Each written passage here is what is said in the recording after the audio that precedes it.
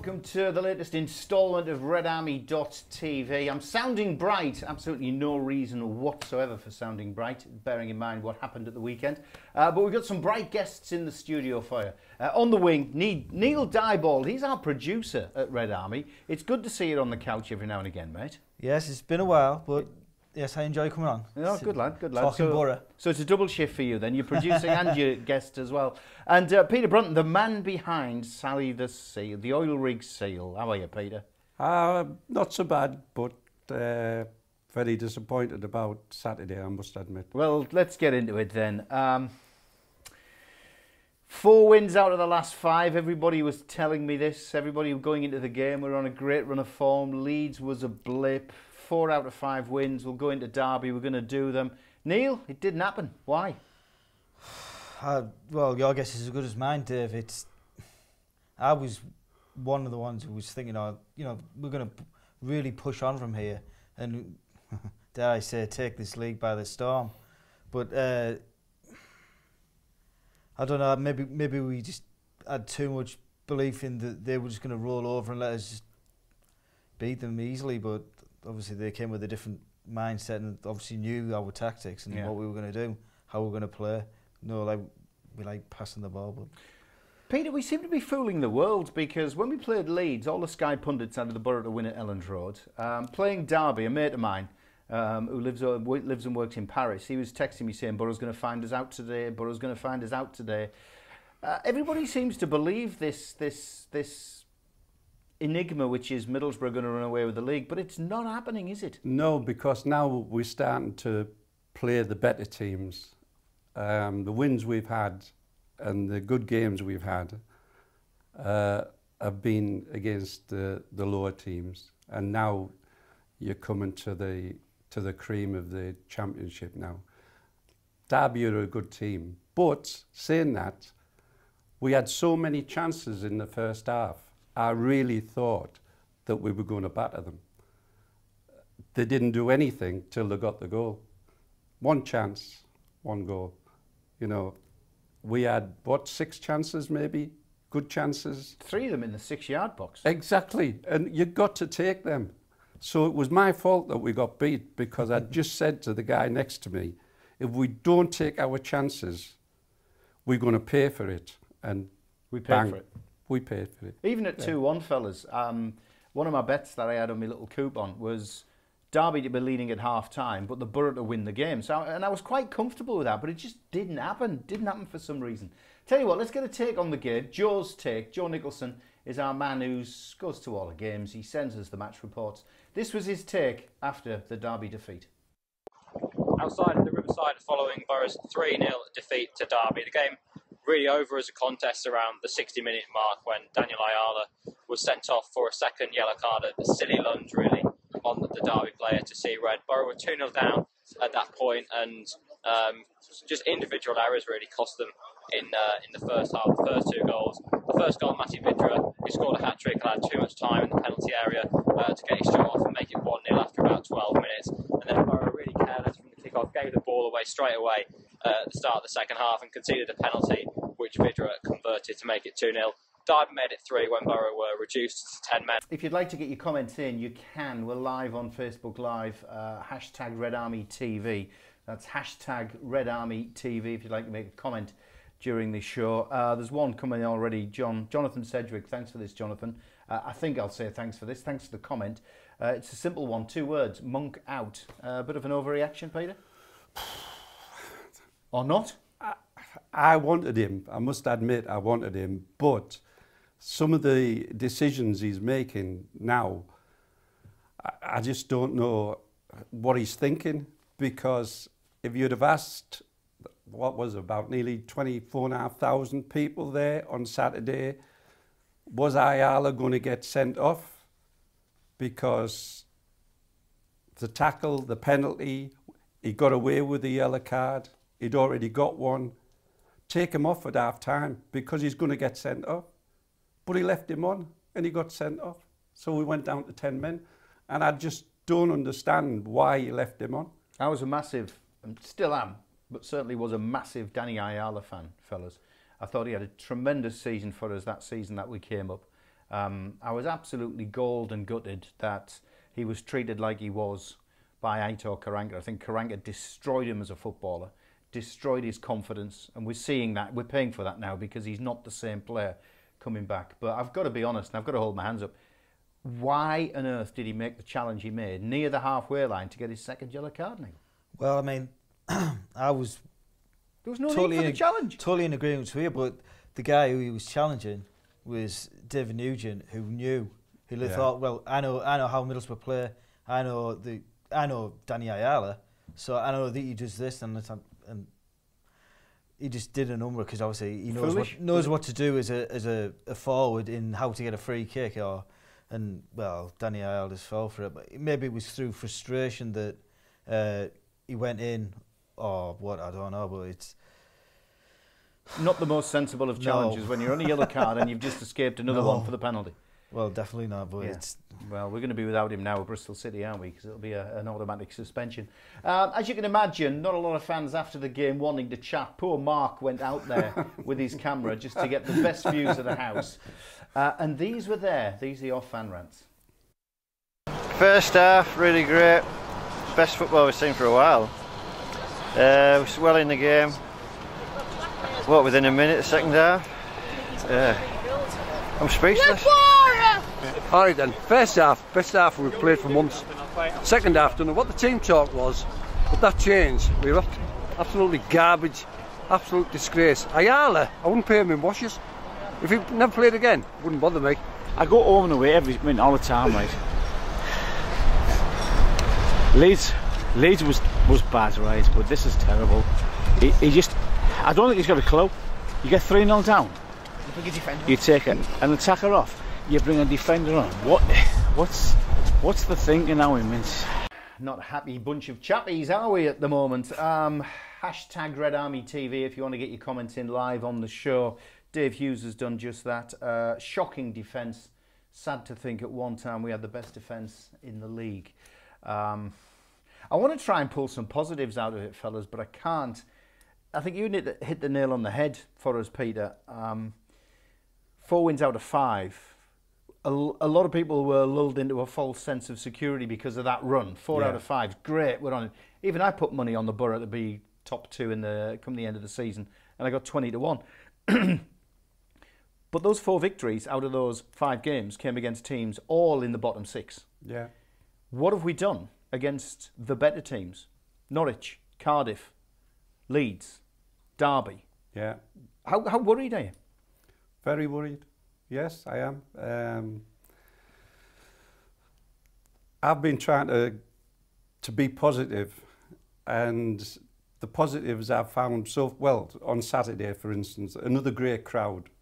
So the players can't say that the crowd staying away. I mean, it was 24,500, I think. I thought Fabio had a good game, and I thought Christie had a good game, because they were trying all the time to get us back in to the game. But they knew how to play us in the second half. I mean, we never passed the ball forward from a kick-off. David Nugent knew that, and he was straight at us. And he nearly got the ball, and he would have been away. He knew how to play us. And we've got to be wiser than that, though, haven't we? We should be. We should be wiser wiser Cyrus than Christie. that. He used to train with them and play with them week in, week out. I know, so why can't we do it in reverse? Neil, what were the positives at the weekend for you? Oh, God. It looked. I'm struggling, to be honest. I'm trying to think. Stewie Downing? Did Stewie Downing put in the shift? Yeah, I mean, Stuart always puts in a good shift. I mean, certainly this season he's been brilliant, but I don't know whether it's because it's the league we're in, and he's probably got, dare I say, more skills than some of the other. Yeah, he's a Premier League player. Well, yeah, legs are going a bit, but maybe he's got a manager that allows him to play. Yeah, it's his vision that I like. I mean, he's just begging to be just sat in midfield as if to say, right, playing that almost like a Stevie Gerrard type role where he can see the play and see the players in the position to play them in. I suppose we created chances in the first half. Is that a positive? Yeah. Well, I mean, the first 10 minutes we were it seemed like I was kind of rubbing my hands, thinking, "Oh, we're going to take these to the cleaners here because we're the way we're actually going at it and spraying the ball." But then it just fell apart when they scored. I maintain, fellas, we're going to have a break shortly. I maintain, even at 1-0 down, before we got into the second half, I was thinking, we're still going to win this. I was that confident because we're creating so many chances. We'll chew the cud a little bit more after the break. We've got to earn some pennies. Don't forget, hashtag Red Army TV if you want to be part of the show.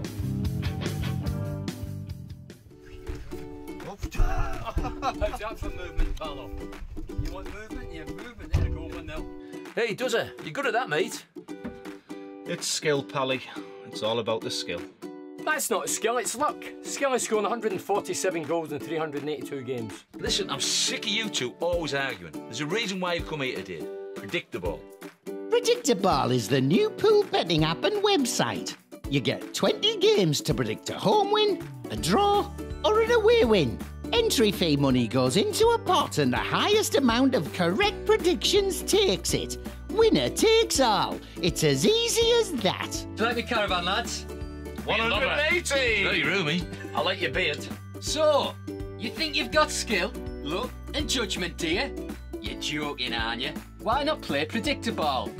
You can play the national game where the potential winning could be endless. Or better still, set up your own league at work or at the pub and take on your mates. So, lads, who's going to win between Liverpool and Middlesbrough? Butter. Must be butter. 180! I mean the draw. Liverpool. Then there's the fundraising leagues where you decide which great cause gets a slice of the action. And as the goals go in, you can see what other players have predicted and keep a track of your position in the league. Predictable. Skill and judgment. I told you it was easy. Predictable. Winner takes all. Your chance to win big, grab bragging rights, and even help your own great cause in our weekly played competition. I'll let you be it.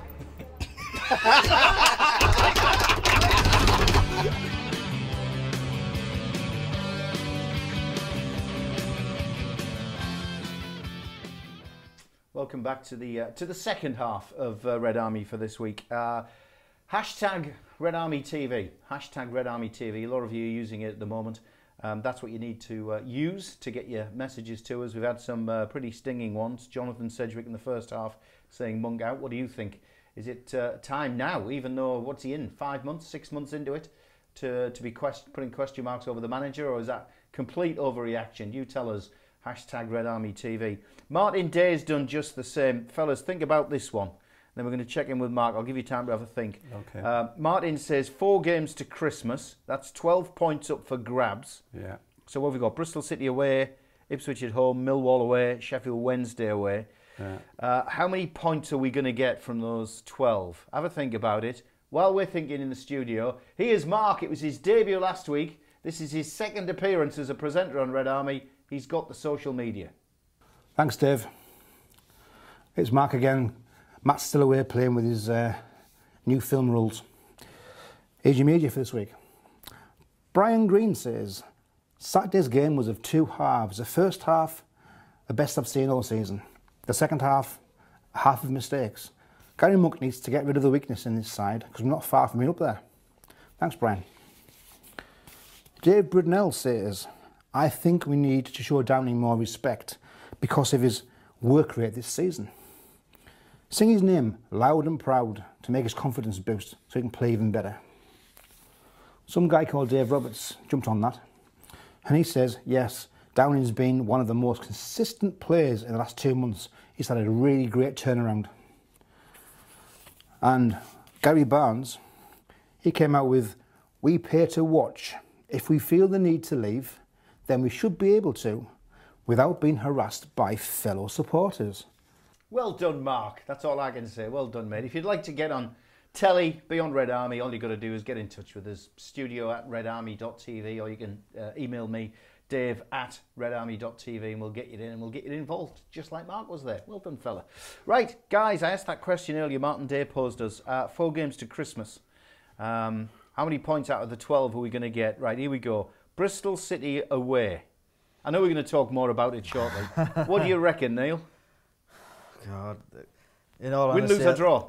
Probably lose. Lose. Peter? Draw. Draw, so there's a point up for grab. Ipswich at home. Oh, I suppose I better... Nah, we're not going to get anything at Bristol City. Ipswich at home. A win. Win. Hey! I'll go Positive, for a win trying to be too. positive. Hey, forever hopeful. Millwall away. Win.